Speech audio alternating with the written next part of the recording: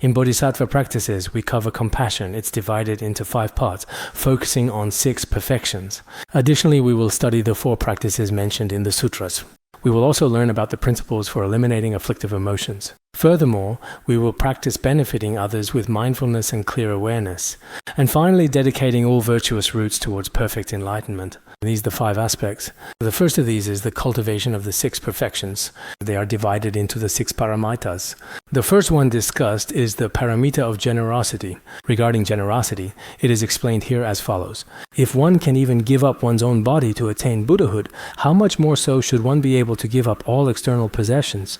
Therefore, without seeking any reward or karmic result, practicing generosity with a generous heart is the conduct of a bodhisattva. If we wish to attain the perfect and complete enlightenment of Buddhahood, just as Shakyamuni Buddha did, as described in the life of the teacher, Buddha's biography, he was able to offer his entire body, even his head, as well as his hands, feet, and other limbs, all of which he generously and selflessly gave up for the ultimate benefit of countless others. As for external possessions and enjoyments, including one's wife, children, and so on, there is even less need to mention giving up these other things. They must be relinquished as well. This point goes without saying. Therefore, when practicing generosity, one should not hope for food, wealth, or other benefits in this life.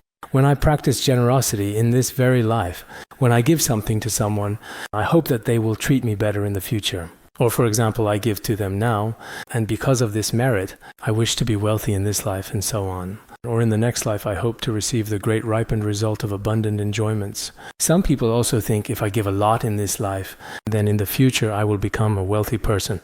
If you practice generosity with such motivations, then this kind of giving is not proper. Instead, one should rely on the virtuous roots of the 3 types of generosity, as well as their results, and uphold them with a mind of supreme renunciation, offering them to these sentient beings with whom we have a karmic connection.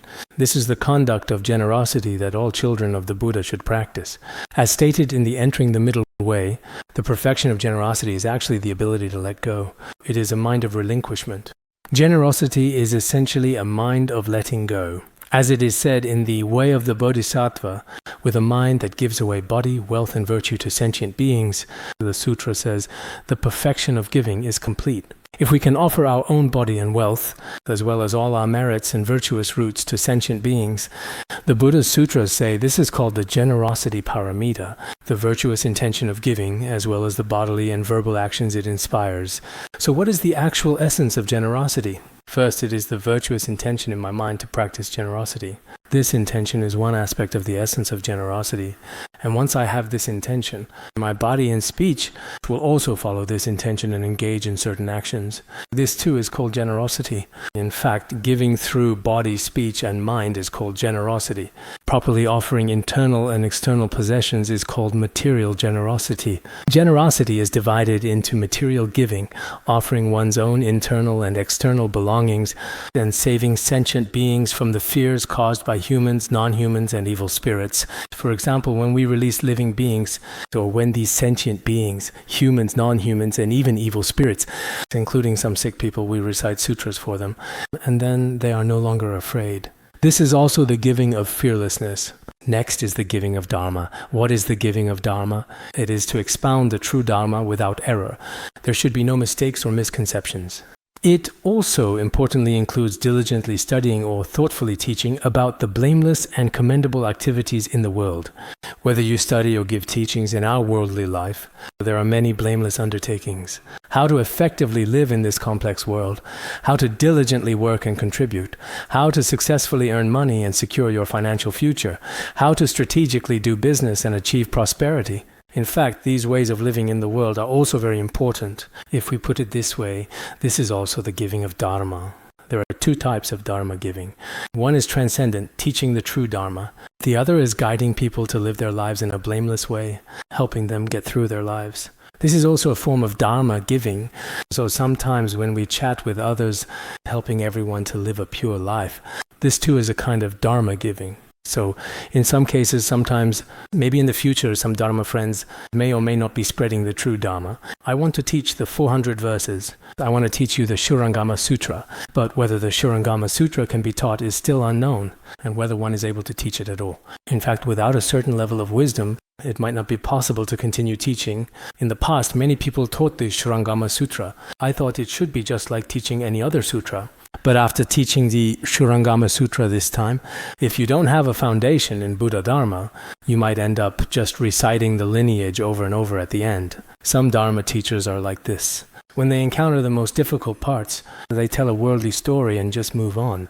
In this way, it ends up a bit like everyone is listening very attentively at the hardest part, but then suddenly, once upon a time there was something or other.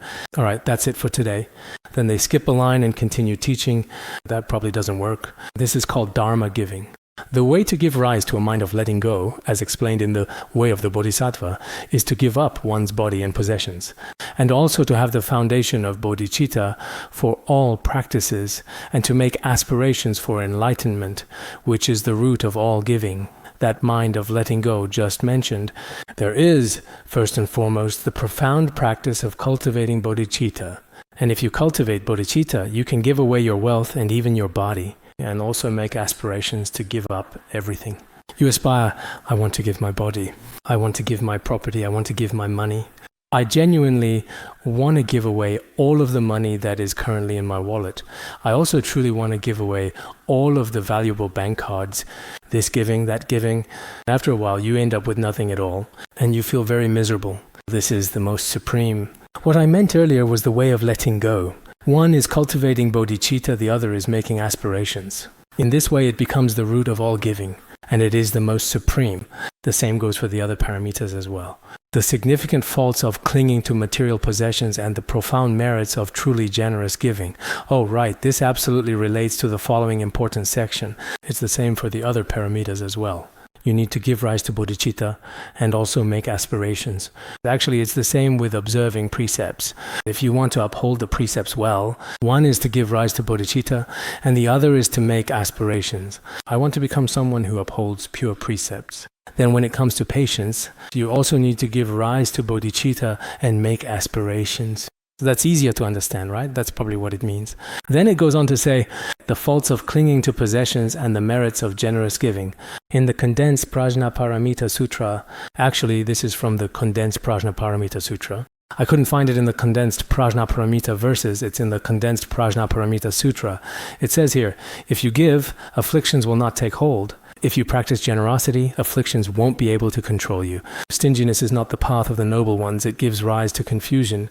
It's not the path of the noble ones. If one practices generosity, that path is supreme. The Buddha said that anything else is an inferior path. If we practice generosity, this is the noble path. The Buddha said it is not an inferior path. So apart from this supreme noble path just mentioned, yes, the Buddha said that apart from the generosity just mentioned, all other paths that do not practice generosity are inferior paths. Sometimes the wording in these scriptures isn't very easy to understand. The Buddha said, apart from this, any path other than this is not a good path. The path of generosity is a good path. The path without generosity is not a good path. There are also many scriptural proofs. One never seeks the ripened result. This is also stated in the ornament of Mahayana Sutras. Generosity without seeking anything in return. This means the practice of supreme generosity. Venerable Atisha said, enjoyments are unstable and lack true substance. Therefore, one should make offerings and give generously, letting go with dignity. Enjoyments are unstable. Money is unstable. Wealth is unstable. There is nothing substantial, so one should practice generosity. It is also said that the most supreme form of generosity is non-attachment. Venerable Gunbawa said, the root of generosity lies in being free from attachment and grasping. Indeed, but being free from attachment is not easy to cultivate. Geshe Potowa also said, one should begin practicing the perfection of generosity with even a needle or a thread. First give someone a needle, then give someone thread. Then give someone a pencil, then a pen, then a gold pen, step by step. Isn't it just like in the way of the Bodhisattva, where you start with vegetables, using your left and right hands, saying, I want to give this to you, I want to give this to you. Then, as you gradually become more willing to give, you offer to those with whom you have a better relationship, then to those with whom you don't have such a good relationship, and so on. Gradually, you expand your heart. By practicing step by step, eventually you can reach the point where you are unattached to any object and can give it away. In the end, you really can achieve this. But you must never abandon your precepts or patience for this. If you often argue with others for the sake of giving, or break precepts for the sake of giving, these things are definitely not acceptable. And it's just like people say, cutting flesh from your ear to patch your butt. But now it seems like there may not be people patching their butts with flesh from their ears, but I've heard that quite a few are patching their faces with flesh from their butts instead. Isn't it true that nowadays, during many cosmetic surgeries, actually sometimes I feel that the technology is really impressive. From the outside, you really can't tell at all. Many men and women, for their cheeks and other areas, I've heard that a lot of flesh from their butts has already been cut away, and all of it has been used to patch up their faces. Geshe just now, Geshe Potowa, actually even in Geshe Potowa's time, there was cosmetic surgery. But back then it might have been cutting out the ear to patch up the butt. Maybe it was because he meditated for such a long time that in the end his butt got sores, so he used his ear to patch it up. But in that case, losing an ear is an even bigger loss. No one can see your butt anyway. But if you don't have an ear, everyone can see that. So the point is, if you break your vows for the sake of giving, then that's really a pity. We cannot break the legs and flesh of the precepts while practicing generosity. Previously, it was the ears and the buttocks. And then below that is the meat from the thigh.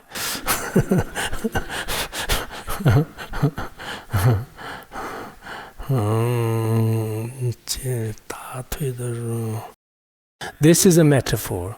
If you were to use the flesh from your very own leg as an offering, then you won't be able to walk anymore. The precepts are like your own feet. They are important wherever you go. If you break the precepts in order to give, you won't even be able to reach your own destination. Isn't that right? Venerable Sharawa said yes. I'm not telling you about the merits of giving, but only about the inherent faults of attachment. So these revered Karmapa Geshes, these spiritual masters, they may seem like they have rather odd personalities. When they talk to each other, we can't really understand them. There's always a kind of, but their practice is actually very good. So sometimes when we see some people with strange personalities, maybe their practice is excellent. So don't develop wrong views, right? The meaning being expressed here is the same. In order to keep one's own virtuous roots from being lost, one can obtain them effortlessly. Monastics also need to practice material generosity. Here it is said that if one acquires wealth effortlessly, then as a monastic, in the entering the middle way, it is said that for lay people, material generosity is primary, while for monastics, the giving of dharma is primary. But here it is said that for monastics as well, if one possesses wealth oneself, it is also very good to practice generosity.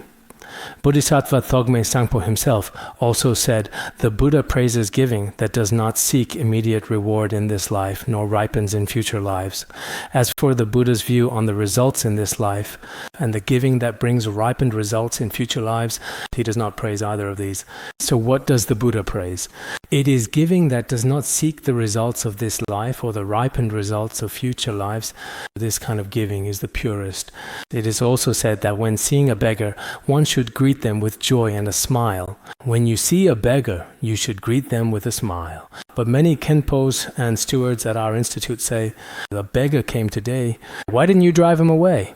So whether or not people actually smile when they see beggars, I'm not so sure about that. With a truly pleasant and benevolent expression, one should always be willing to generously give away their wealth, even their most precious possessions, and indeed even their own life and flesh without hesitation or regret. And practice generosity with a mind free of expectation.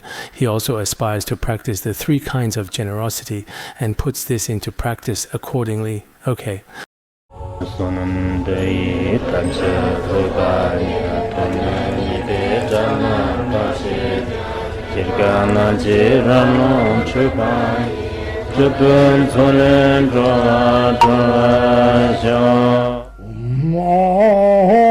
Bandangara Badna Sodargye Bandangara Badna Sodargye Bandangara Badna Sodargye